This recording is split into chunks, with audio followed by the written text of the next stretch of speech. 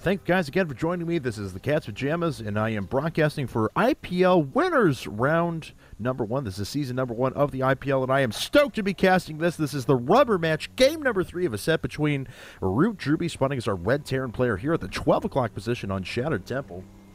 His opponent down here at the bottom portion of the map, the 6 o'clock position, is FnaticMSiTTI. He is our green Protoss player. So TT1 and Drewbie cross positions from each other here on Shattered Temple.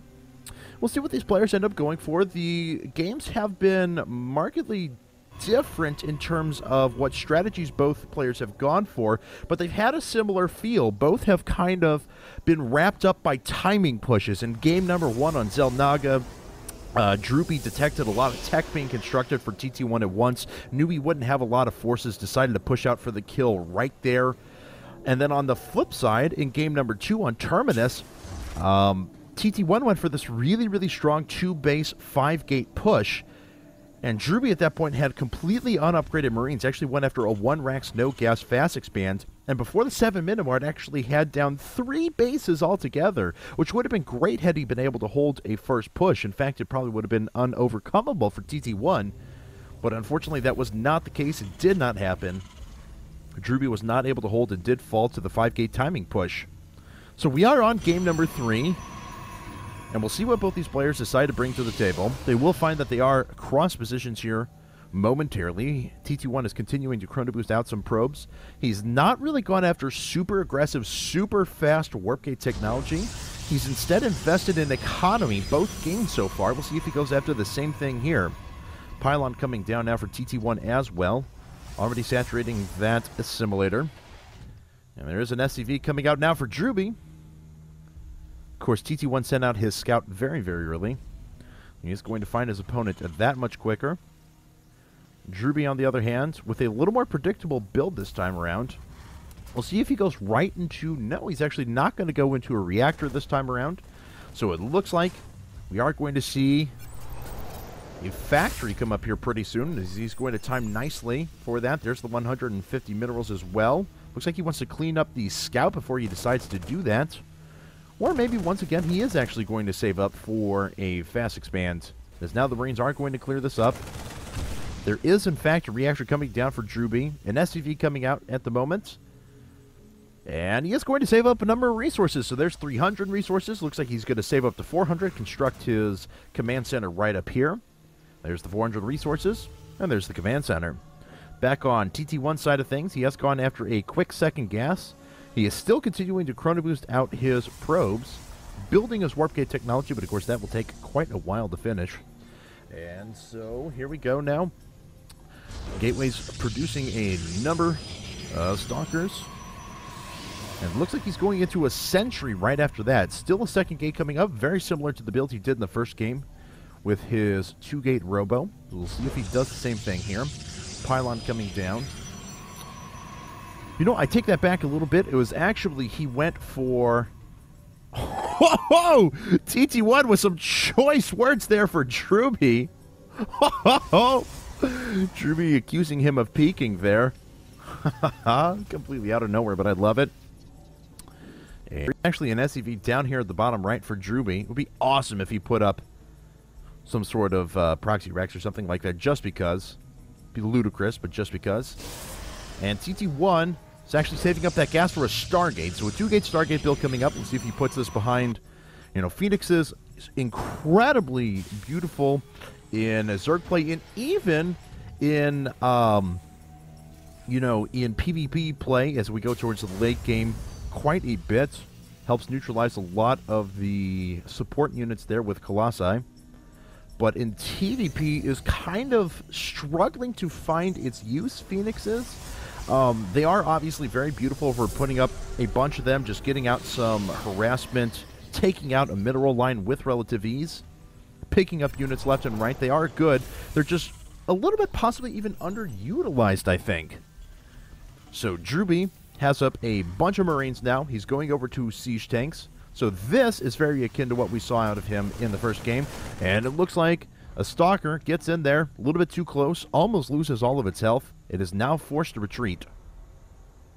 So it's going to move away. Taking a look back here, TT1 going up to a third gate, so 3-gate Stargate build. And this unit composition is nice, suggests something of an expansion out of TT1. Let's see. Oh, there's the first couple of Phoenixes. Let's actually follow those across the map now and see what they're able to do. Looks like they're going to take the long way around. And this is nice as there's... Oh, wow, actually, Drewbie is putting up an engineering bay. But it's going to be a while before that actually does come up. And let's see a number of SCVs transferring over to the next expansion for Drewbie. He can drop down. He can go ahead and drop down a... I'm sorry, I'm worried about the harassment here as TT1 is going to pick up a couple of units. He actually doesn't have another a Graviton beam ready. Now he's going ahead and picking up a couple more SCVs. But at the same time, Drewbie is actually going to move out and attack. So here comes Drewbie now. Going to push out with all of his units. Let's see what TT1 is able to do. Since TT1 does not have that big of a defense ready, he's going to need a good Guardian Shield and some good force fields. Those Marines were actually going after the Phoenixes for a while. One tank does get picked up, and TT1 is actually going to neutralize the second tank as well. Both the tanks are down, and TT1 holds very well. He loses almost all of his Phoenixes in the process, but he takes down 2 tanks there and all of the Marines, and it looks like he is going to move right into a counterattack. Drewbie smartly putting up as many static defenses as he can. And a bunch of SCVs being sent in to repair as well because he knows exactly what is coming. TT1, though, in a very strong position. Drewbie has out a few Marines to come in here and reinforce. That missile turret is done. The SCVs are in play. And an expansion just about to finish up for TT1 as well. We'll get to that in a second. Drewbie retreating with his SCVs. Looks like he has a few ready to go. Looks like the Phoenix may swing around the side. Is it going to pick up a siege tank? No, it does not. Guardian Shield goes down for TT1, and he smartly retreats. So TT1 continuing to produce probes at a pretty good clip. Both players even on workers. Now TT1 with a slight advantage. But, of course, Drewbie is going to have mules to work with, and his economy will look quite a bit better. Let's take a look at the income tab here. As, yes, Drewbie is mining at a greater rate in gas and in minerals because of those mules. So now TT1 is going after something similar to what we saw Game 1, going right to a Twilight Council and a Forge. Of course, substituting a Stargate for a Robo. It's like all of these Phoenixes going to move out for another attack, possibly. These destructible rocks will fall pretty soon. Here comes some Hellions, though, for Drewbie. Uh-oh, and Drewbie is going to see something...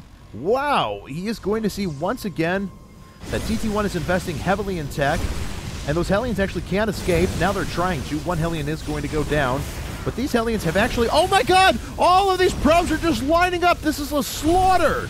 That is a slaughter! Drewbie is able to kill so many probes there.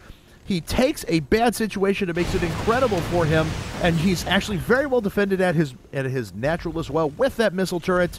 These Hellions are still doing damage. Blue Flame is now finished. He gets off a couple more kills. That is an incredible amount of workers killed. 18 workers killed for Drewbie to just 3 for TT1. TT1 falling way behind in that regard. Drewbie going to send out another round of Hellions now. And is he going to be able to do all the damage he wants? As now TT1 is pretty well defended. He'll be able to kill those Hellions before they're able to get in. TT1 flying back in with his Phoenixes as well. Yes, those Hellions are going to retreat. Phoenixes are not going to pursue. Well, now they are. They could pick them up pretty quickly if Drewbie isn't prepared, but it looks like, no, TT1 is hot on the heels of those Hellions, knows exactly where to go. And he's going to move up now. Drewbie is defended with his Mass Hellion tank, though. Missile turret's doing quite a bit of damage. TT1's going to move in. He's going to pick off a couple of... Almost gets one SCV there. Gets a second.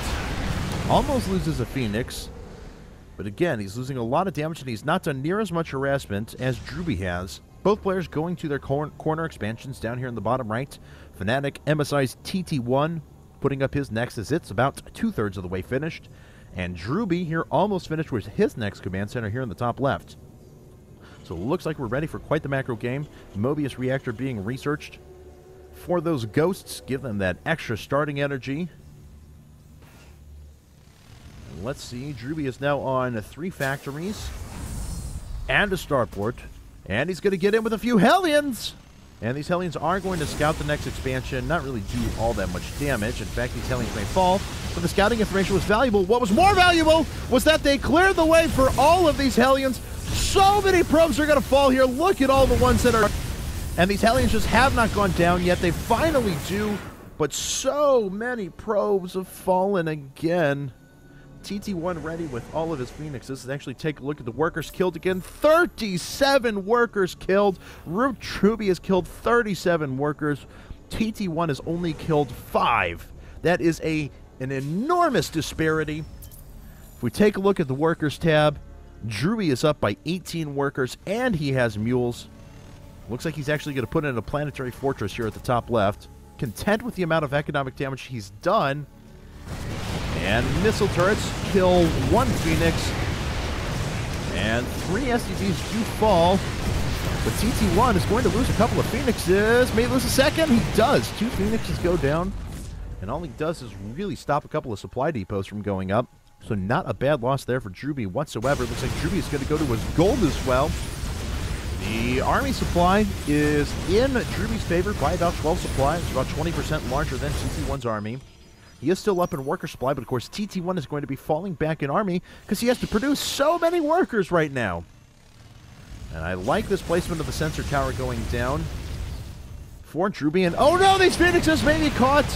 And it looks like they're going to pick up the SCV. Wow, actually, not bad control there. Sensor tower is stopped. The construction is stopped, but now it's, Drewbie is going to be on 4 bases here pretty soon with his rich mineral expansion as well, putting out a few Thors. Now going over to Thor Ghost as his build of choice. Looks like TT1 wants to push out and see where the upgrade war is at. 1-1 upgrades now for TT1. The mech for Drewbie is researching 1-1, but it's not done yet. So we'll see. It looks like TT1 just pushes out for a second, then decides to retreat. The sensor tower is now complete, of course.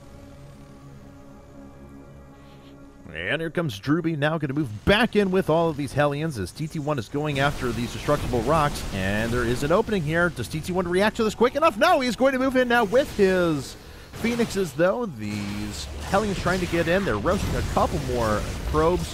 Usually not doing all that much this time. They still do disrupt the general flow of the game for TT1, who is back by 21 supply overall. Drewbie, of course, finishing 1-1 upgrades for his mech. TT1 going to ground weapons level 2, but 2-2 upgrades coming up now for Drewbie, who is putting up yet more refineries at the back of his base. Has quite a few minerals saved up. And there, the SUV is transferring over. Is he mined out of his main? Nope, but almost. TT1 establishing his 4th base over at the gold as well. There's the scan that goes down. TT1, his position found out, his army composition revealed, and Drewbie is about to be maxed on very, very good units. So TT1 making his way out. Looks like he's trying to skirt around the edge of the sensor tower. Slightly gets into view there. Drewbie would have had to been really observant to know. And there's the blink into the main. Uh-oh. Oh my god. TT1 could do a ton of damage with this. As more Thors are coming up. But they have a while before they finish. 1 Thor coming up here in the main. Drewbie is going to move through now with all of his Hellions. Here's the blink back for TT1. He's actually not committing to this attack anymore. And he's not going to do as much damage, I think, as he wants. He's going to pick off a few SCVs here. But the Thors should clear this up with relative ease. They got to move out, though. Looks like Drewbie is only going to engage with half his force. This is actually going to give TT1 a pretty good opening here. As, wow, the Blue Flame Hellions, though, obliterating all of those Zealots. Nice EMPs! The EMPs take out the shields of almost all of those units. TT1 is getting his force obliterated. He is now down by 60 supply. Drewbie not even needing his whole force to take this out. And TT1 going to lose all of his probes. There's the GG! And Drewbie is going to advance to the winner's bracket, round number 2 here at IPL Season 1.